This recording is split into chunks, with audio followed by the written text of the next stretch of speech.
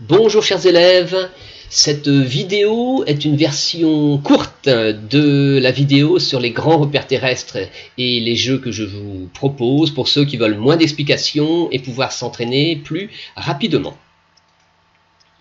Si vous vous sentez déjà prêt, vous pouvez commencer par vous entraîner et essayer déjà de nommer les différents lieux, les différents espaces représentés chacun par des numéros. Si vous avez besoin d'explications, je vous propose tout d'abord de regarder la vidéo et vous retrouverez cette carte également à la fin de cette même vidéo. Voici à quoi ressemble notre planète Terre dans l'espace. Une planète en rotation. Faisons un petit arrêt sur image pour commencer à nous repérer sur ce globe une ligne que vous connaissez probablement qui divise la Terre en deux parties égales. Cette ligne s'appelle l'équateur. Au nord, il y a l'hémisphère nord, au sud, l'hémisphère sud. À partir de l'équateur, on peut tracer des lignes parallèles que l'on appelle des parallèles et qui nous aident à nous repérer. Une autre ligne importante pour se repérer, se localiser sur la planète est le méridien. Celui-ci porte le nom de méridien de Greenwich. On l'appelle également le méridien origine. Et de la même façon, à partir de ce méridien qui passe par le pôle nord et par le pôle sud, vous pouvez donc tracer des parallèles qui nous permettent, grâce à un quadrillage progressif, de nous repérer, de calculer latitude, longitude, comme quand on joue à la bataille navale par exemple, pour ceux qui connaissent ce jeu. Voici donc le planisphère qui va nous être utile pour localiser quelques repères terrestres. Nous commençons par les lignes imaginaires. L'équateur, le tropique du Cancer, le tropique du Capricorne, le cercle polaire arctique, le cercle polaire antarctique.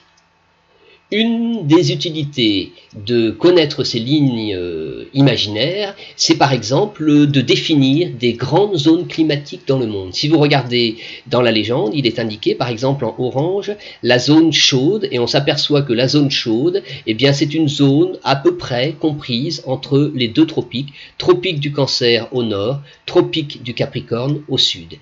Les autres lignes imaginaires permettent de définir des zones que l'on appelle tempérées. L'Europe est dans une zone tempérée, ou des zones froides, par exemple ici, au nord sur la carte. Nous allons maintenant indiquer les continents. Un continent est une vaste étendue de terre, c'est la définition généralement admise, et le nom des continents que nous allons reprendre ici, ce sont ceux qui sont admis généralement en géographie, même s'il peut y avoir des différences. L'Europe, l'Asie. Sur certaines cartes, vous voyez seulement Eurasie, puisqu'on considère qu'il n'y a pas vraiment de séparation entre l'Europe et l'Asie. La chaîne des montagnes, l'Oural, n'est pas véritablement un obstacle naturel infranchissable. L'Afrique. L'Amérique. L'Amérique du Nord est un sous-continent, l'Amérique du Sud est un sous-continent, mais l'Amérique est un continent unique. L'Océanie. L'Océanie a la particularité d'être composée de l'Australie et de nombreuses îles qui sont dans le Pacifique. L'Antarctique. Nous poursuivons avec les océans. Océan Atlantique. Océan Indien, délimité au nord par l'Inde. Océan Pacifique, que l'on retrouve de l'autre côté de la carte, océan Pacifique. Au nord, l'océan glacial arctique. Au sud, l'océan glacial antarctique. Je vous propose maintenant de repérer quelques lieux particuliers qui ont une grande importance, notamment dans le commerce mondial et dans le passage des bateaux à certains points. Le premier lieu particulier, c'est le détroit de Magellan. Magellan, c'est un navigateur portugais qui le premier est passé par cet endroit, ce passage donc qui permet de quitter l'Atlantique et d'entrer dans l'océan Pacifique. Deuxième lieu particulier, entre l'Europe au nord et l'Afrique au sud, le détroit de Gibraltar. troisième lieu spécifique et particulier, le détroit de Malacca, entre la Malaisie et l'Indonésie. Vous remarquerez que ces détroits sont des endroits où l'on passe en bateau. Ce sont de petits passages maritimes entre deux terres. Dans le détroit de Malacca, je passe en bateau. Dans le détroit de Gibraltar, je passe en bateau. Ce sont donc des passages maritimes. Dans le détroit de Magellan, je passe également en bateau. Deux derniers lieux que je souhaite vous montrer maintenant. Ici, c'est une étroite bande de terre, c'est ce qu'on appelle un isthme qui relie l'Amérique du Nord à l'Amérique du Sud. C'est l'isthme de Panama, dans lequel au niveau duquel un canal a été percé d'environ 70 km qui permet de passer de l'océan Atlantique à l'océan Pacifique.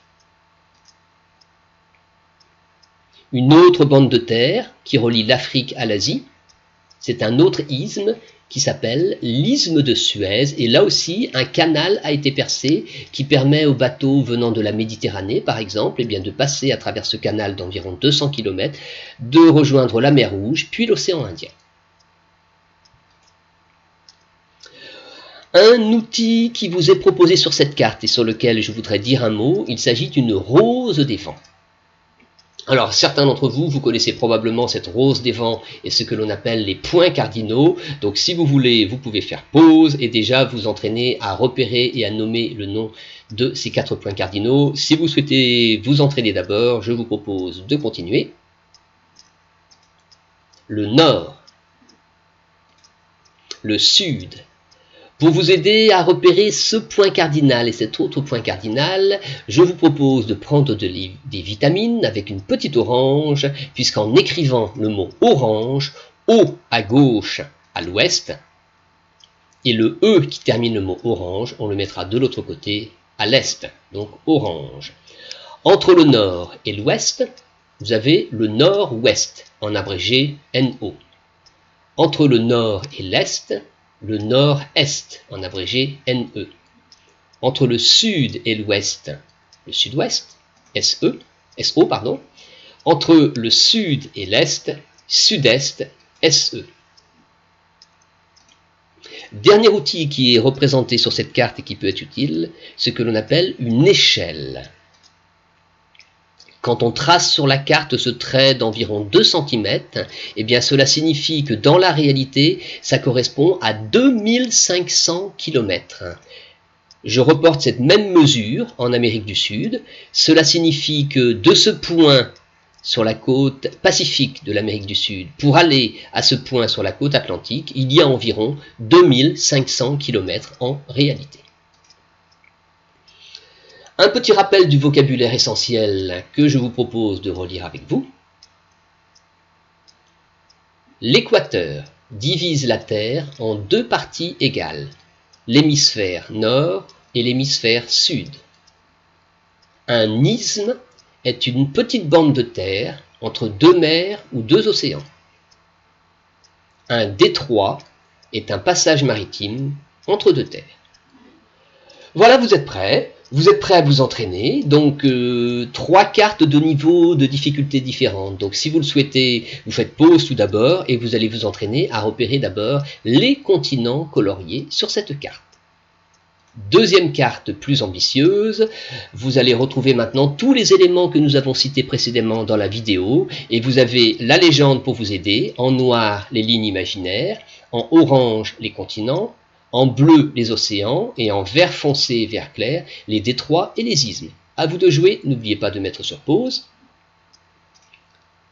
Dernière carte maintenant, plus compliquée, si vous maîtrisez parfaitement toutes ces localisations, eh bien à vous de faire la différence maintenant entre les continents, les océans, les lignes imaginaires, les détroits, les isthmes, puisque la légende a disparu. Jouez bien, bon travail, bravo à vous!